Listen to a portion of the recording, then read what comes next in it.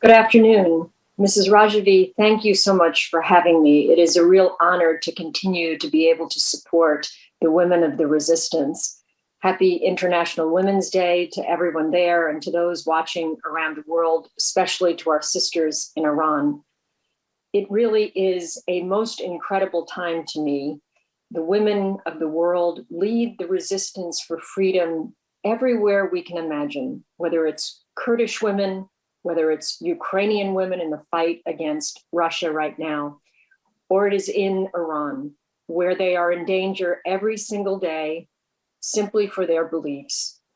I continue to be humbled by the selfless dedication and courage of the women in Iran who fight every single day for choice, for freedom, whether it is of speech, how they dress, or to overthrow the repressive, misogynist government that they must live under right now.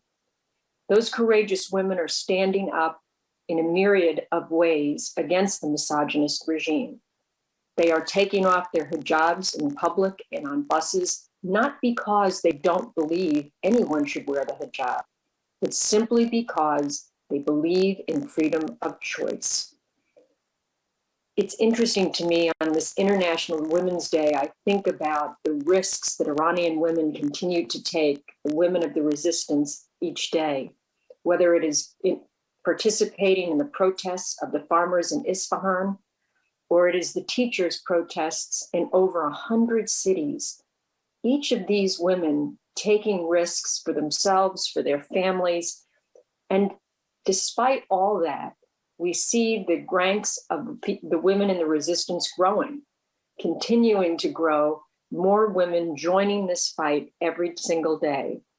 These resistance units are breaking down the walls of repression in Iran and encouraging everyone in Iran to do their part, even if it is only to commit small acts of resistance. Those small acts of resistance add up to crumble the walls of the misogynist regime. The miserable plight of women in Iran, however, has further motivated them to become more active. In some cases, many of you there and listening around the world, playing leading roles, and I am humbled to be with you. Although I am not there, you must know, I continue to stand shoulder to shoulder with you in this fight, and will until the day we actually are able to meet for International Women's Day in Tehran. It is not at all surprising that the sharp edge of the regime's repressive and discriminatory policies are directed against women for their courage and for their willingness to speak out. I would also be remiss if I did not talk about the United States' role here.